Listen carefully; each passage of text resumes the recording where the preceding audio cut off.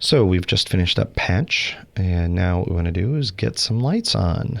So there are a couple of different ways to accomplish that. The first one, the easiest one, is to come in and use our faders.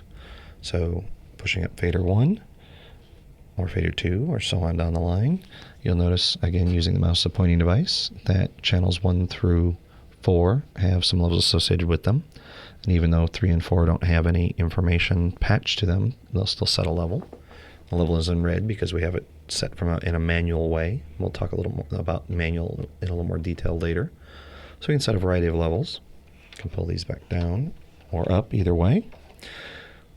If we want to get to, so this is going to currently be channels 1 through 40. If we want to access more channels manually, we come up here to the click wheel, which is channels 1 to 40 currently. Clicking down, we go to channels 41 through 80. And we click again for 81 to 120. I'll show you this in a slightly different way as well. I'm going to use swap to switch screens on your display. And you'll notice our fader bars. Again, the mouse is a pointing device. We have channel 1 here. And as I run fader 1 up and down, you see the channel level being set. And we're 1 through 40. Clicking the click wheel again, we now change to 41 through 80. And again, faders work the same way. Setting a variety of levels in different places. You'll also notice that the color here on the fader bars matches the color of the LEDs. We'll talk about what the green ones are in a little bit as well. I'm going to swap back to our channel display to talk about a different way of getting channels on, and that is by using the keypad. So you can work either just with the faders or the faders in combination with entering information from the keypad, and there are a couple of different ways to do that. The easiest way is to select a channel. If we go 1 at, and then we have a few choices here. We can simply hit full enter, and you'll notice up here at the top, channel 1 has popped to full. Or we can set it at some other percentage by going at 50, enter. Or if we're not sure exactly where we're going to be, that's what the level wheel is for.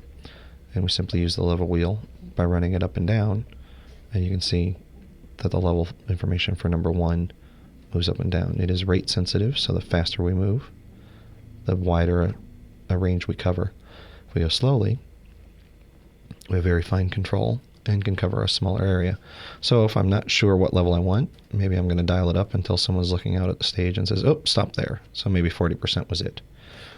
Or bring it up by 10%. I can go at 50, enter, and the level will jump up by that much. The faders will also work with our moving lights. By simply running them up, you'll notice that just the intensities go up. So we have the ability to turn them on and get light coming out of them very quickly and easily just by using the faders.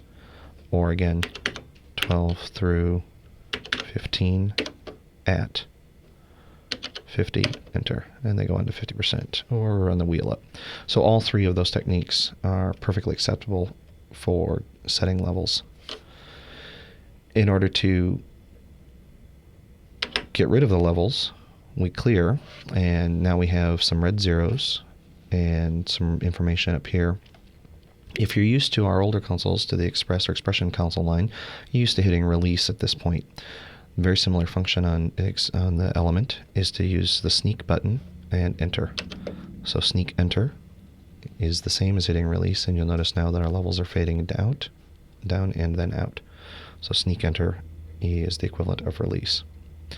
There are two ways to work with sneak, very similar to release. If we have a variety of levels set, let's do 1 through 2 full and 9 through 11 at 80.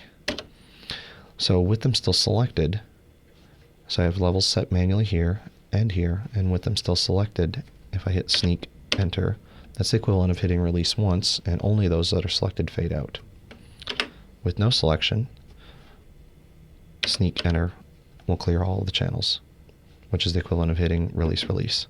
So that's the difference in the two approaches, and the way to get lights off or get rid of them if you're not sure where they're coming on from, or if anytime they're in red. And that's kind of it for getting lights on in a down and dirty, quick, easy way.